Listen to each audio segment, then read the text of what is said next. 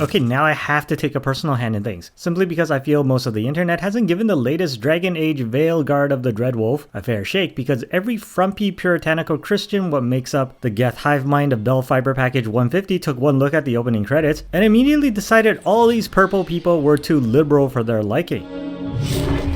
I mean, what about him? He's not purple at all. Also, I thought he was pretty cool as the secret antagonist of the previous Dragon Age Nobody Expects the Spanish, not to mention a stalwart conservative paragon, as a fantasy version of Loki. No, not that one. Not that one either. The actual Norse god of lies, responsible for bringing about the literal end of existence. But since you have to do something to stand out these days, let's make vague pretensions to originality by calling this a Let's Play review, where you will actually watch me play through the game, and then when we finish together, you can then make your own informed decisions on whether or not it's worth buying now that you already know everything that happens. Now, I'm not insulting your intelligence, and yes, this might take more than one video, because it really is a long game, but don't worry, quick cuts aplenty because I know you have the attention span of an ADHD adult goldfish and very important things to do today, Mr. President. Oh shit, it's starting, gotta freckle my tune. Observation number 1. Apparently the only character I could make was the Calvarine. The Calvarine. I'd adjusted for a character authenticity, of course. Observation number 2. I didn't even have to do shit because this was the default white guy, since apparently BioWare is really prejudiced towards ugly people and won't let you make any. And observation number 3. Hold on, gotta pick a class. One of the classes is just a dude with a gun? Liberating slaves. Well, that's pretty close to what Charles was doing with his child soldiers. Number 3. Hold on, I have to try to remember what happened in 2014. Well, a decade ago, I wasn't fat and bald yet, so I guess the Inquisitor joined the Chantry. We finally tracked him to Manrathus, capital of the Tevinter Imperium. Yes, we're going to Ottawa to lodge a complaint with Parliament. Number 3, if in any game where you have a choice of exotic races to choose from, and you immediately set aside the devilkin with cool horns and the skin complexion of an Arctic tundra under pale moonlight and picked human, you are a boring motherfucker and you will die alone and unloved in your old age. Nev Gallus. Also, you suck and are boring and have no friends. Nev Gallus. Also, no, I don't want to be your friend either. Nev Gallus. Also, you're probably racist. Okay, putting aside the bar fight should probably be playable, I did pick the burly warrior, but I can't help but wonder had I hypothetically picked the nerdy mage, whose last real fight was politely arguing with the daycare manager about what kind of fruits are appropriate snacks for my children, wouldn't all these fisticuffs and bad language be woefully inappropriate? Not off to a good beginning, Dragon Age the RPG, you're railroading me. Tarek, now! As usual, the guy with the gun wins all the bar fights. I'm a misogynist, but it's not my fault. The game made me do that. What the? Flipping through the cracks. Damn, this looks pretty good. Hello there. Don't worry, scouting's my specialty. Isn't it pronounced Speciality. I'm an asshole, but it is probably my fault. The game doesn't say I have to do this, but I want to. No, you picked human and therefore have no friends. Sorry. You know, if they didn't put the crystal on the outside of the force field, I'd be stuck here and the game would effectively be over. The bad guys are stupid. Eric, hiding. Not the worst timing. Hello there. I don't know why people are saying this fantasy isn't dark enough. It's pretty dark for where I'm sitting. Just a big glowing window or mirror or something. I'm a dumb football jock and I don't know how to describe things. And we've got demons. It's better than getting crabs. I don't know why people say the levels are linear. There's nothing stopping you from going... Motherfucker. I broke a jar with my chiseled ass. Hey, Chuckles. His name is Loki.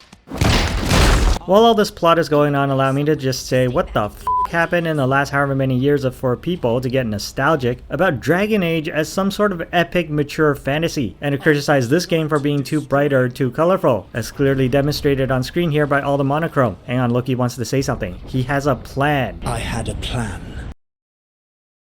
You can just read subtitles as I'm sassing him, but I want to make my point. Dragon Age was always bright, colorful, high fantasy. Just look at the stupid armor design. Even when it was brown and bloody, it was always more WoW than Witcher. And if you'll remember, the Qunari design back in 2009 was just some black guy, so... No, it wasn't paid off by BioWare to promote their game. Why? What have you heard? You can't prove anything. I'll be fine. You trusted me for the job, and I delivered. That's what counts. Yes, I do know what I'm talking about. I read all this stuff. Elganon and Gillenane. Hit a guy, hit it there. Gotcha! Hello there. And I don't know about you, but the combat is perfectly serviceable. And I'll stand by my statement so long as I'm allowed to drop kick ghosts. Mythalinost. Darkspawn!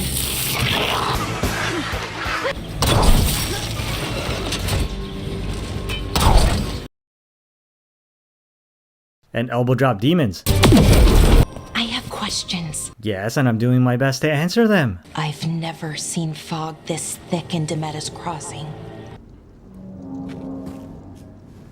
It even has the squeezing through of tight spaces, so you can't even accuse the game of not putting its best foot forward, along with a bunch of cameos from prior games, and puzzles designed for the handsome layperson who doesn't... Look, I just want to get on with the story, okay? Good work. Also, cute dwarves. Really? No, I don't. I just want to know, for science, since I'm a canary and she's a dwarf, does that mean it's actually a lot easier on her knees, since she can just remain standing to suck my...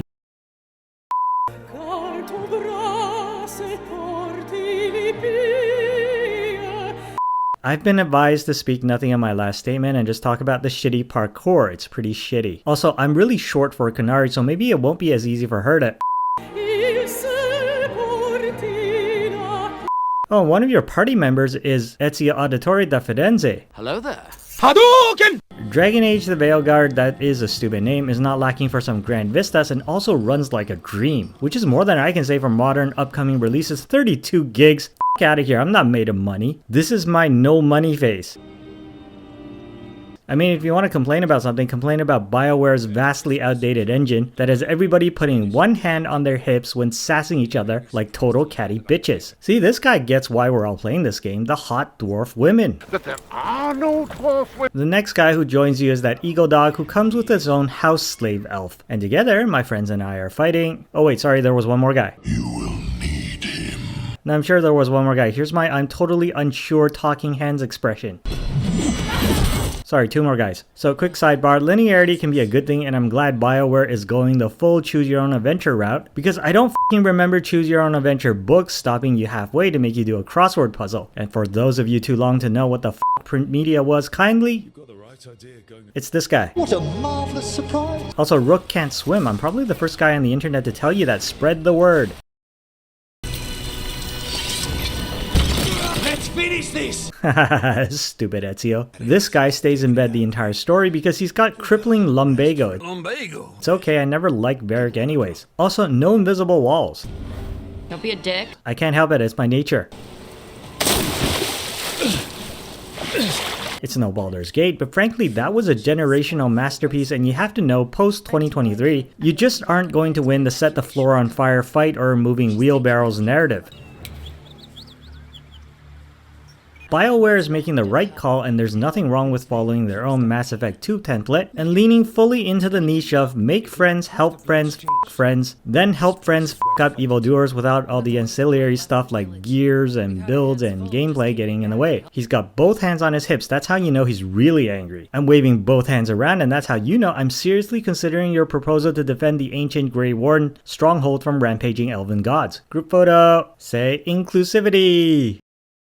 Also, the game has some wonderful set pieces that wouldn't look out of place on the cover of those novels you have on your shelf that you're only slightly embarrassed to show off to your peers at the literature convention. Right.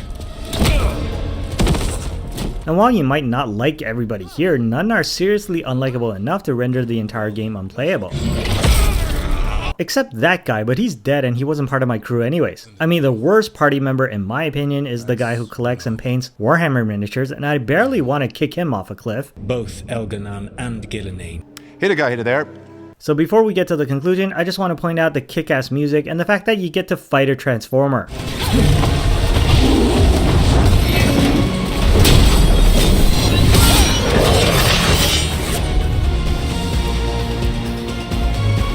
As final evidence that Dragon Age, just call it Dreadwolf, that was a perfectly cool name, is definitely better than people say on the internet. It's not the greatest game ever made and maybe not even BioWare's best, but certainly a far cry from the company's worst, and a much welcomed return to comparative normalcy after the last decade. Yeah, I'm getting to that, hold on. But now, with the Elven Gods having leveled the ancient Grey Warden Bastion against the Darkspawn, and firmly put my newly put together party on the back foot, here depicted by a lot of people with hands on their hips, and a female Dr. Octopus doing something, I'm fully invested in playing into Act 2 to find out how to knit broken alliances back together, in order to get some f***ing payback. That will be next time when we fully dive into party dynamics and surprisingly elaborate side quests in part 2 of this Let's Play review that exists solely because I've only gotten to the part where I've officially begun a relationship with the hot dwarf, but we're not yet at the explicit sex scene the nudity toggle was obviously teasing me about, which was, admittedly, the whole reason that I bought the game in the first place. Nice, there's something we might need to. It's your magic. Holy shit, did she just kill me? Rook? We have a rock. So you like wastelands and cowboys and alternative history, eh? Well, it just so happens I also write books. Genuine novels with plot and characters, and this one is available now on Amazon about an alternate World War II Pacific theater that is like Firefly mixed with Inglourious Basterds. See how feed us into your Nazi boss.